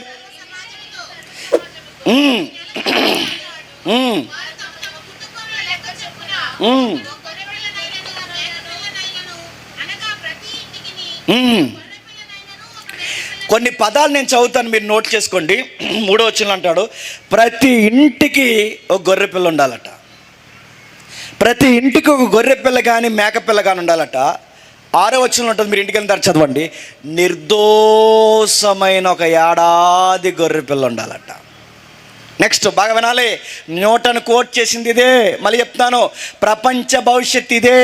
రేపేం జరగబోతుందో తప్పింపబడడానికి సౌలభ్యం ఇక్కడే చరిత్రలో నమోదు చేశాడు. ఇది నీకు అర్థమైతే వెంట్రుకలు లెగిస్తాయి, నీకు అర్థమైపోతే కళ్ళు మోస్తాయి. నీకు అర్థమైపోతే నేను ఎదురు దేవాడికి ఇంకొదలరెడ్డి 12 అయిపోయిందని. నీకు అర్థమైతే నేను అడుగుతున్నాను, ప్రపంచ భవిష్యత్తుని కళ్ళతో చూస్తాను. మళ్ళీ అంటున్నాడు 14వ రోజు. ఏంటి బాగా వినాలి, నేను నోట్ చేసే పాయింట్లు. 1, గొర్రెపిల్ల ఉండాలి. 2, నిర్దోషమైన ఏడాది గొర్రెపిల్ల ఉండాలి. 3, 14వ రోజుకు సంబంధించిన కాలంలో జరగాలి. ఎన్నో రోజు? అది 7వ వచనంలో ఉంటుంది. 14వ రోజు సాయంకాలం అంతా గొర్రెపిల్లని చంపాలి. 46వ వచనంలో ఒక మాట ఉంటుంది, ఆ గొర్రెపిల్లల్లో ఏ ఎముకను చెప్పండి ఇరవకూడదు. 13వ వచనంలో దాని రక్తాన్ని పై కొమ్ముకి అడ్డ కొమ్ముకి రాయాలి. అప్పుడు మరణదూత లేదా నేను మిమ్మల్ని చెప్పండి దాటిపోతాను అన్నాడు. నా మాటలు అర్థమవుతున్నాయా? అంటే ఎలాంటి స్థితిలో పస్కా జరుగుతుంది? ఎలాంటి స్థితులు అంటే ప్రపంచానికి భవిష్యత్తుకి దానికి లింక్ పెట్టాడు. ఐగుప్తి దేనికి గుర్తుకుందో తెలుసా? బైబిల్ చదవడానికి అర్థమవుతుందండి. ఐగుప్తి దేనికి గుర్తుకుంది? లోకానికి గుర్తు. ఇశ్రాయేలు దేనికి గుర్తుకుంది?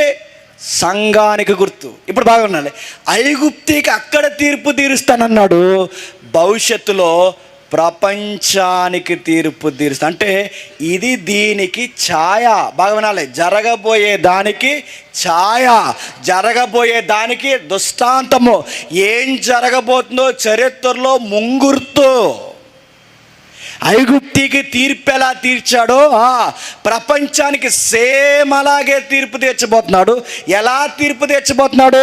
ఐగుప్తికి దేన్ని బట్టి తీర్పు తీర్చాడు? దేవతల్ని, దేవుల్ని, మాయా స్వప్నాల్ని ఆరాధిస్తున్నారు గనక తీర్పు తీర్చాడు. ఆ దేవతలకి దేవుళ్ళకి ఆరాధిస్తున్న వారికి కూడా తీర్పు తీర్చాడు. వారితో పాటు దేవుని పిల్లలు కూడా ఆరాధిస్తే తీర్పు తీస్తా. అంటే ఐగుప్తి దేవుళ్ళకి ఎలాగైతే తీర్పు తీర్చాడో మళ్ళీ ప్రపంచంలో మళ్ళీ తీర్పు జరగబోతుంది. ఇప్పుడు ఎవరికి? ఆకాశ మండలమందున చెప్పండి సాతానికి, వాడు దురాత్మల సమూహానికి, వేవేల పరిశుద్ధ పరివారముతో దేవుడు దయ్యాలతో యుద్ధం చేయడానికి ప్రపంచం మీదకి రాబోతున్నాడు. ఇదే రాకడంటాం.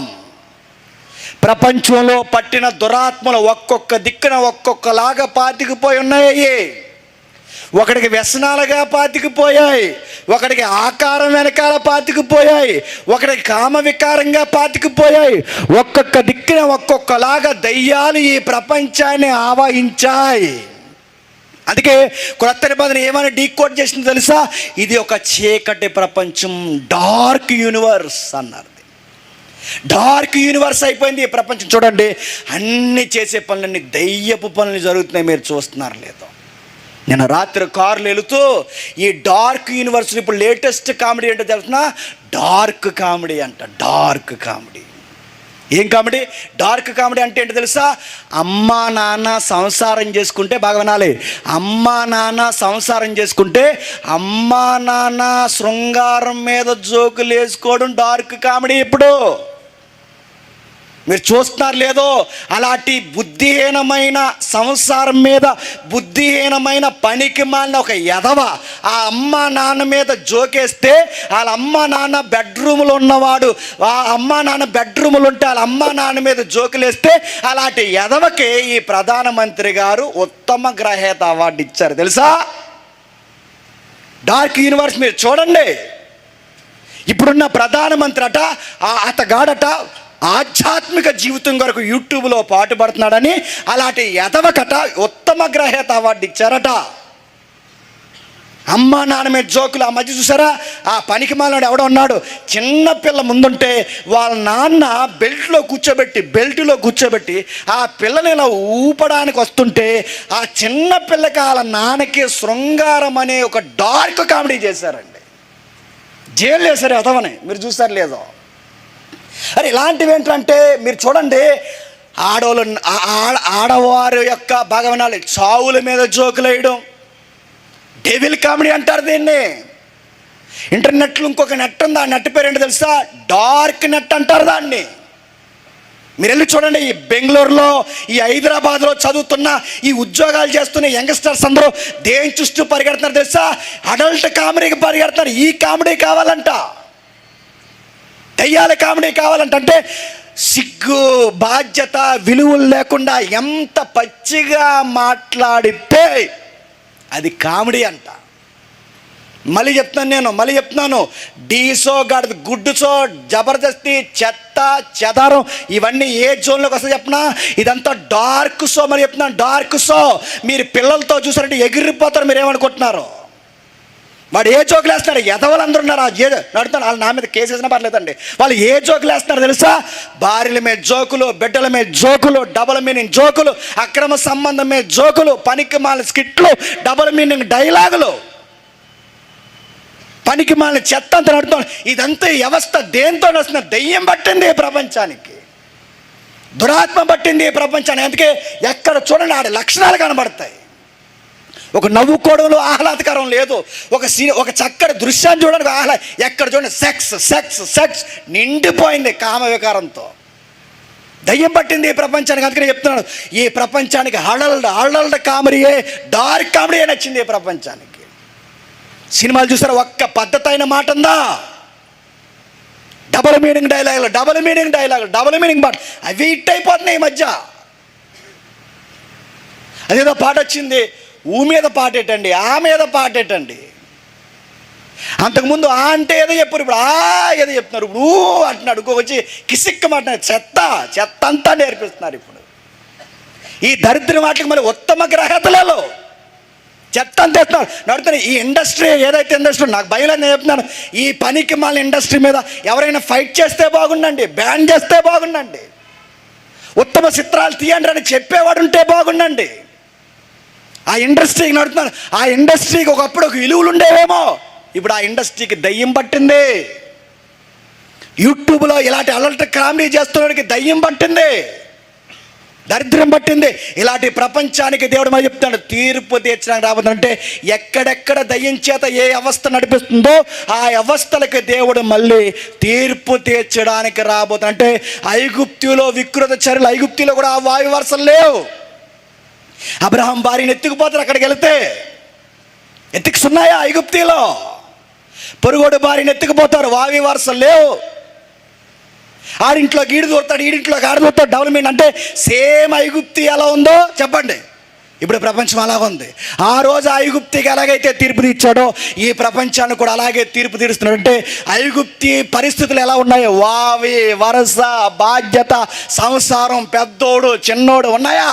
ఆ యోసేపు మీద కన్నేసింది వావి వరసలు ఉన్నాయా? ఐగుప్తి ఎలా ఉందో సేమ్ ప్రపంచం అలా వచ్చింది. ఇప్పుడు ఐగుప్తిని వదలని దేవుడు ప్రపంచమంతా ఐగుప్తి అయితే వదులుతాడా చెప్పండి? మళ్ళీ కత్తేసుకొస్తున్నాడు, గుర్తుపెట్టుకోండి. మళ్ళీ తీర్పు తెచ్చడానికి రాబోతున్నాడు, మళ్ళీ నరకబడడానికి వస్తున్నాడు దేవుడు. ఎలాంటి టైంలో బాగా వినాలి.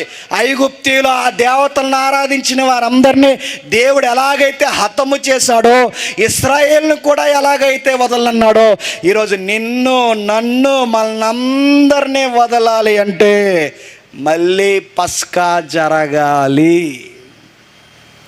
ఇప్పుడు ఏ పస్కా? గొర్రెల మంద దగ్గర కనిపోతారు. మళ్ళీ పస్కా జరగాలంటే మేకల మంద దగ్గర పోయి ఏడాది మేక ఉందా అని అడుగుతారు. ఇప్పుడు గొర్రె మారింది, మేక మారింది, ఒక పస్కా పాస్ అవర్ అని ఒక విషయం జరుగుతుంది. ఇప్పుడు ఏం జరిగింది, ఎక్కడ జరిగిందంటే మీకు బైబిల్ థీమ్ అర్థమైతే టైం అయింది కనుక నేను చెప్పేస్తున్నాను. ఏమర్థమైందంటే మన కొరింథీ పత్రిక చెప్తాడు, ఒకసారి చూడండి. మొదటి కొరింథీ పత్రిక 5వ అధ్యాయం, మొదటి కొరింథీ పత్రిక 5వ అధ్యాయం 6, 7, 8 వచనాలు.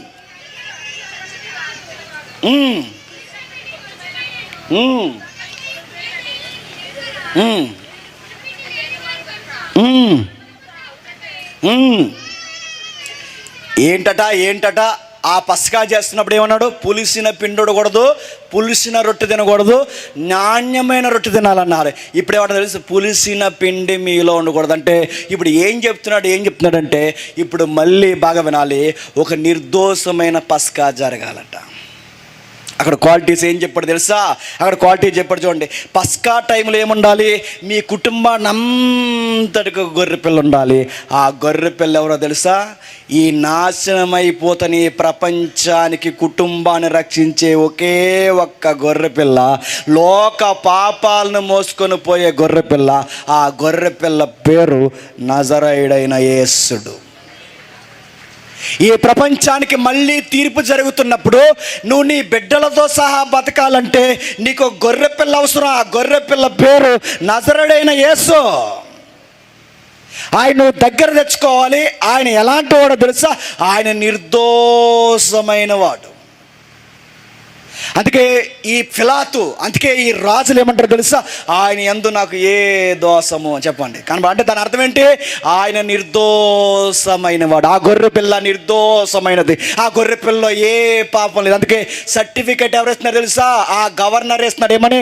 ఆయన నిర్దోషమైన వాడు, ఆయన యందు నాకు ఏ లోపం కనబడలేదంటే నిజమైన గొర్రె పిల్ల. ఇంకా మీకు బాగా అర్థం అవ్వాలంటే 14వ రోజు ఆ గొర్రె పిల్ల సాయంకాలం అని చనిపోవాలి.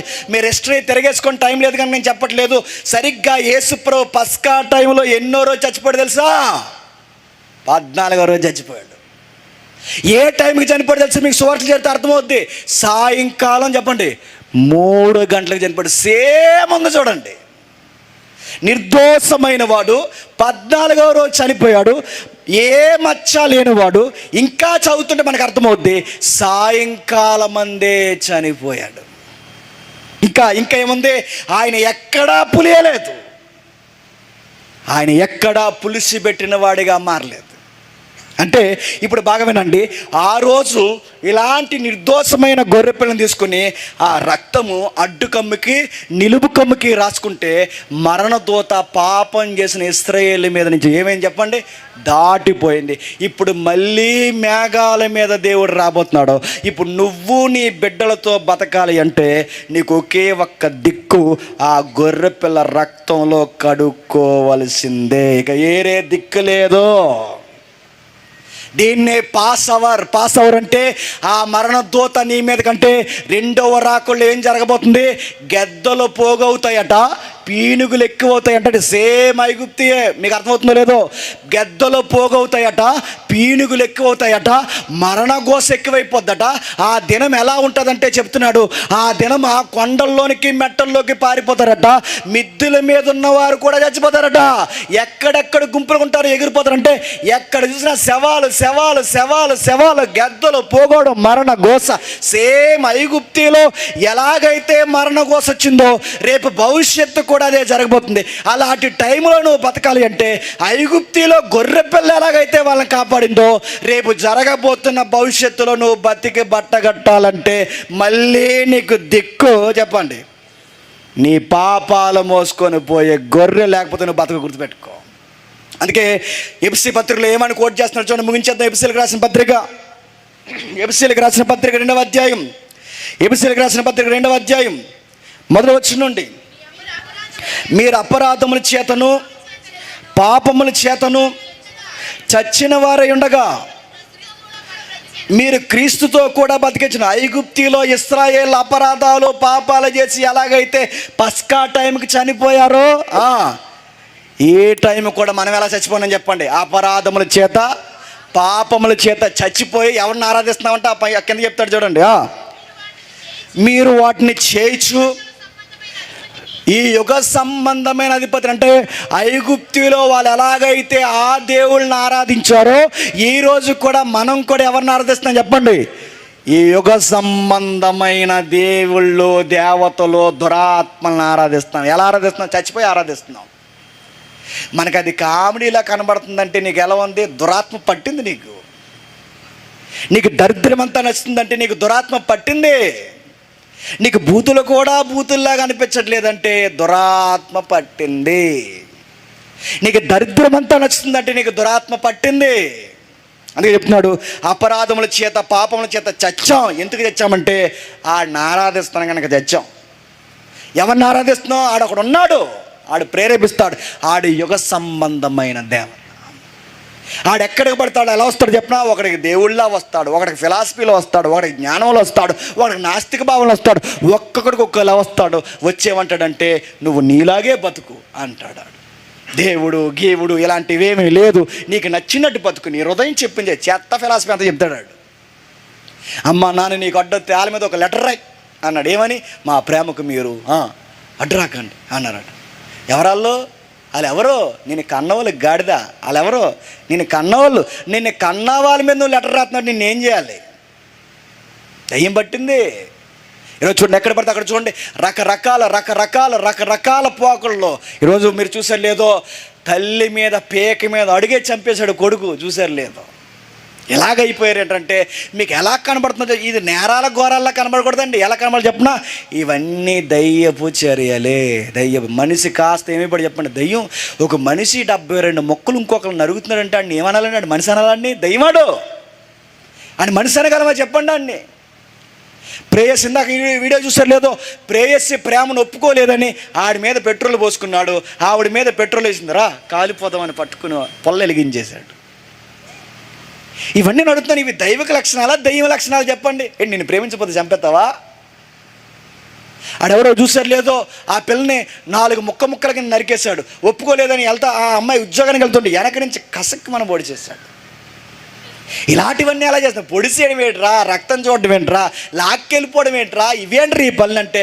ఐగుప్తులు ఇలాగే జరిగాయి. ఐగుప్తులన్నీ మడ్రల్లో, మానభంగాలు, పొరుగుల సంసారంలో దూరడం, ఇవన్నీ ఐగుప్తులో జరుగుతున్నాయి. ఇప్పుడు కూడా ఏం జరుగుతుంది చెప్పండి? అవే జరుగుతున్నాయి. అక్కడ ఎందుకు జరిగాయి? అక్కడ కూడా యుగ సంబంధమైన దేవత ఉన్నాడు. ఇప్పుడు ప్రపంచంలో ఎందుకు జరుగుతున్నాయి? ఆడే మళ్ళీ ప్రపంచాన్ని పరిపాలిస్తున్నాడు. ఇప్పుడు ఆ శత్రువులు తాట తీయడానికి మళ్ళీ ఐగుప్తిలో దేవుడు ఎలాగైతే వాళ్ళకి తీర్పు తీర్చాడో మళ్ళీ యుగ సంబంధమైన దేవుడికి వాని యొక్క సమూహానికి తీర్పు తీర్చడానికి రాబోతున్నాడు. ఆ టైంలో నువ్వు బతికి బట్టగట్టాలంటే దానికి సూత్రం ఒకటే, నువ్వు గొర్రెపిల్ల శరీరాన్ని, గొర్రెపిల్ల రక్తాన్ని తాగాలి. గొర్రెపిల్ల శరీరం కొలిపి అంటే దేవుడు వచ్చే సమయానికి రక్తములో చేతులు కలపాలి. దేవుడు వచ్చే సమయానికి చెప్పండి ఆ మాంసం, ఆ గొర్రెపిల్ల మాంసం తినాలి. ఇప్పుడు గొర్రెపిల్ల మాంసం అంటే ఏంటి? రొట్టె. గొర్రెపిల్ల రక్తం అంటే ఏంటి?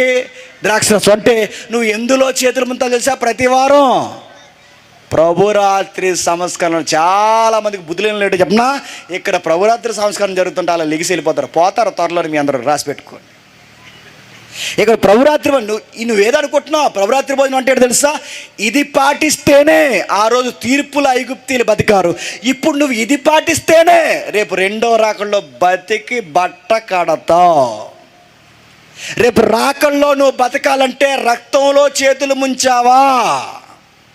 రేపు రాకల్లో బతికి బట్టగట్టాలి అంటే గొర్రెపిల్ల మాంసాన్ని తింటున్నావా? అంటే నీకు బాప్టిజం ఉండాలి, రక్షణ ఉండాలి. రాబోతున్న తీర్పులో నువ్వు కొట్టుకుపోకూడదంటే ప్రతి వారము లేదా నెల నీ సంఘంలో నువ్వు ఏం పాటిస్తుండాలి తెలుసా? రాకడ గడియలు వచ్చే సమయానికి రొట్టె ద్రాక్షరసంలో కలిసి ఉండాలి. అందులో కలిసి ఉండాలంటే ఈ రాత్రే నీకు అర్థం అవ్వాలి, నువ్వు నీటి బాప్టిజం పొందాలి, నిన్ను నువ్వు కడుక్కోవాలి, రక్షణ అనే అనుభవంలోకి రావాలి, గొర్రెపిల్ల రొట్టెని విరవాలి, గొర్రెపిల్ల రక్తాన్ని తాగాలి. ఇది ఎవడైతే చేస్తూ పాటిస్తూ ఉంటాడో, మేఘాల మీద సంచరించడానికి వచ్చిన దేవుడు పాసవర్ అంటే నిన్ను ఏమనకుండా దాటిపోవాలి అంటే నువ్వు ఖచ్చితంగా గొర్రెపిల్ల రక్తములో నీ కుటుంబం కడగబడి ఉండాలి. లేదా అని వాళ్ళు చెప్తాను, నిన్ను కాపాడే నాదుడు దిక్కు దివాణం లేకుండా పోతావు ఆ రోజు. చాలామంది అనుకుంటారు యేసుప్రభు అమాయకంగా చచ్చిపోయాడు, ఏం తెలియకుండా చనిపోయాడు. అర్థమవుతుంటే వీళ్ళకి భవిష్యత్తు. ఇది నీకు నాకు అర్థమైందో లేదో కానీ ఇది డీకోడ్ చేసింది ఎవరో తెలుసా? Sir Isaac Newton. దీన్ని అంచనేసింది ఎవరు తెలుసా? యెరూషలేము చరిత్రను బట్టి ఐజక్ న్యూటన్. ప్రపంచం ఏం జరగబోతుందో ఇదిగో ఇలా చూచాయిగా చూసి చెప్పారు. అందుకే చూడండి, ఒక ఏడాది గొర్రెపిల్ల 14వ రోజు చనిపోవాలి, ఎముకలలో ఒక ఎముకైనా ఎరగలేదు. అందుకే చూడండి, ఫిలాతు అక్కడున్న సైనికులు ఎవరైతే ఉన్నారో పక్కవాని యొక్క ఆ దొంగల యొక్క ఎముకలైనా సుత్తుతో కొడతారు, కానీ ఎవరి ఎముక ఎరవలేకపోతారు తెలుసా? ఎందుకు?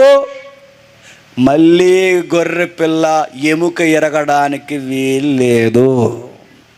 అందుకే మీరు చూడండి, అక్కడ పస్కాలో ఆ గొర్రెపిల్ల ఎముక ఎరగకూడదు, ఇక్కడ కలవరిగిరి మీద ఆయన ఎముకల్లో ఒక ఎముక కూడా పక్కనోడికైనా మోకాల మీద సుత్తిచ్చి కొట్టారు, కానీ యేసుప్రభుని కొడితే ఈయనేమోడో తెలుసా? ప్రపంచాన్ని రక్షించే గొర్రెపిల్లవాడు ఈయన. ఈయన ఎముకల్లో ఎముక లేదు, ఈయనలో ఒక ఎముకైనా ఎరవబడలేదు, ఒక దోషం కూడా లేదు. ఈయన రక్తము పూసుకొని బతికిన ప్రతి ఒక్కరు బతుకుతాడని చెప్పాడు. సాయంకాలం 3వ దినం 14వ రోజు సాయంకాలం సరిగ్గా 3 గంటలకు ఆయన చనిపోయాడు. ఒక్కసారి చనిపోయిన అన్నాడు సమాప్తమైంది అన్నాడు. ఏమైంది? జడ్జ్మెంట్. బాగా జడ్జ్మెంట్, లీగాలిటీ అయిపోయింది, రుణములు కొట్టివేయబడ్డాయి. ఇది ఎవడైతే పాటిస్తాడో, నేను వచ్చే సమయానికి ఇందులో ఎవడైతే బాధ్యత కలిగి ఉంటాడో వాడు ఆ రోజు బాగా వినండి, మరణానికి లోనవ్వకుండా తప్పింపబడతాడు. ఎవడైతే గొర్రె పిల్లను పట్టించుకోకుండా ఉంటాడో చెప్పండి, వాడి మీదకు దులిమాడడానికి ఎవరవుతారు చెప్పిన? మరణం వస్తుంది, మరణ దూత వస్తుంది. ఎక్కడికి ఎత్తుకెళ్ళిపోద్ది అంటే అది సరాసరి 2వ మరణం ఉంది, దాని పేరు నరకం. చాలామంది అంటున్నారు నరకం ఉందా, నరకం ఉందా, నరకం ఉందా అంటే ఉంది. ఇంకా 60 సంవత్సరాల వారికి కనబడుతుంది నీకు. ఉంది. నరకం ఉందా, నరకం ఉందంటే ఉంది. నరకం ఉంది, వేదనకరమైన స్థలం ఉంది. ఇవన్నీ ఉన్నాయంటే ఉన్నాయి. ఈ డైమండ్స్ నీకు అర్థమవుతుంది, ఉన్నాయి. చదువుకున్న వాళ్ళు ఎవరు ఉన్నారు ఇక్కడ? బీటెక్ ఎంటెక్ చదివిన వాళ్ళు లేదా డిగ్రీ చదివిన ఒక చేయొద్దండి. ఉన్నారు ఎవరైనా? ఉన్నారా? ఓకే. మీకు 2D 3D తెలుసు కదండి. 2D తెలియకపోతే రేపు తూపు అయిపోయింది చూడడమే. 2D తీయడం ఉందిగా మీకు. ఎప్పుడైనా గమనించండి, దాని థియరీ ఒకటి ఉంటుంది. దాని థియరీ అని చెప్పిన 2D అంటే 2Dలో ఒక జీవులు ఉంటాయి, 3Dలో ఒక జీవులు ఉంటాయి. మీరు గమనించండి, 3Dలో ఉన్న జీవులు అంటే మనం 3Dలో ఉన్న మనం 2Dలోకి దిగామనుకోండి, ఆ ప్రపంచం కోల్పోతుంది, అంటే ఆ ప్రపంచం కుప్పకూలిపోతుంది. మీకు రాకడ ఉందా, నరకం ఉందా అనడానికి ఇవే సూత్రాలు. 2D బాగా 2Dలో 2D అంటుంది, 2 డైమెన్షన్, 3 డైమెన్షన్, 4th డైమెన్షన్ అంటారుగా. 3 డైమెన్షన్లో ఉన్న మనం అంటే మనది ఒక ప్రపంచం, మనకు కొన్నే కనబడతాయి. 2 డైమెన్షన్ ఉంటాయి, వారికి ఏం కనబడదు, ఏం ఉండదు. అంటే కొన్ని జీవులు ఉంటాయి. ఆ జీవుల ప్రపంచంలోకి 3Dలో ఉన్నవారు వెళ్ళారనుకోండి, ఆ ప్రపంచం ఆ రోజు నాశనం అయిపోతుందట. ఇప్పుడు 3Dలో ఉన్న వారికి మనకందరి డైమెన్షన్లో కొన్ని జీవులు ఉన్నాయి. దూతలు, దేవుడు, దయ్యాలు. బాగా వినండి, ఈ ఒక రోజు దేవుడు ఎలా వస్తాడట? తన దూతల సమూహం ఎక్కడికి వస్తున్నాడట? ఈ 3 డైమెన్షన్లోకి ఎప్పుడైతే వచ్చాడో ఆ డైమెన్షన్లో ఉన్న జీవులు ఈ డైమెన్షన్లోకి వచ్చిన వెంటనే ఈ ప్రపంచం ఏమైపోతుంది చెప్పనా? గొప్ప కూలిపోతుంది. నీకు అర్థం లేదని నాకు అర్థమైంది. ఇప్పుడు మీకు అర్థమయ్యేలా చెప్తాను చూడండి. ఇది ఒక డైమెన్షన్ అనుకోండి, ఇది ఒక డైమెన్షన్ అనుకోండి. ఇది పైబ్రిక్లా ఉంటుంది. ఈ పైబ్రిక్లో ఉన్న డైమెన్షన్లోకి ఇది ఇలానే ఉండాలి. ఇది ఒక వ్యవస్థ.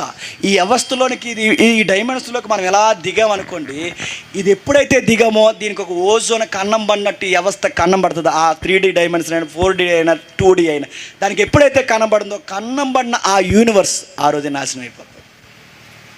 మీకు ఎందుకు నేను చెప్తున్నానంటే, యేసు ప్రభు దూతల సమూహంతో ఈ లోకంలోకి ఎప్పుడైతే అడుగు పెడతాడో తన ఆగమన ప్రకాశంతోనే ఈ డైమెన్షన్ ఏమవుతుంది తెలుసా? ఒకేసారి రెప్పపాటున ఏమవుతుంది చెప్పండి? గొప్ప కూలిపోతుంది. ఇది సైన్స్, నువ్వు నమ్మినా నమ్మకపోయినా ఇది జరగబోతుంది.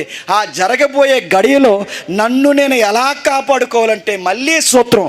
ఐగుప్తులో తన పిల్లల్ని దేవుడు చెప్పినట్టు చేస్తే తమ్మును తాము ఎలా కాపాడుకున్నారో ఇప్పుడు కూడా అదే సూత్రం. ముందు జరిగిందే చెప్పండి, మళ్ళీ జరగబోతుంది. పాస్ అవర్ బాగా వినండి, అదే రిపీట్ అవబోతుంది. ఆ రోజు ఐగుప్తులో ఆల బతికి బట్టగట్టారు. ఈరోజు ప్రపంచమని ఐగుప్తులో నువ్వు బతికి బట్టగట్టాలంటే నీకు ఒకటే దిక్కు, యేసు ప్రభుని ఖచ్చితంగా నమ్మాల్సిందే. నేను నమ్మను, నాకు ఇంకా టైం ఉందంటే నేను అడుగుతున్నాను, ఎంత టైం ఉంది చెప్పు? నువ్వు నమ్మాలి. నేను ఇంకా నమ్మనంటే ఈ రాత్రి ఇలాగ ముగింపు ప్రార్థన అయిన వెంటనే వస్తాడు అనుకోండి యేసు ప్రభు. ఎవరు ఎత్తపడతారు చెప్పనా? ఎవరైతే గొర్రె పిల్ల రక్తులు అంటే రొట్టె ద్రాక్షరసం, మీరేమంటారు? బల్లారాధన అంటారు చూసారా?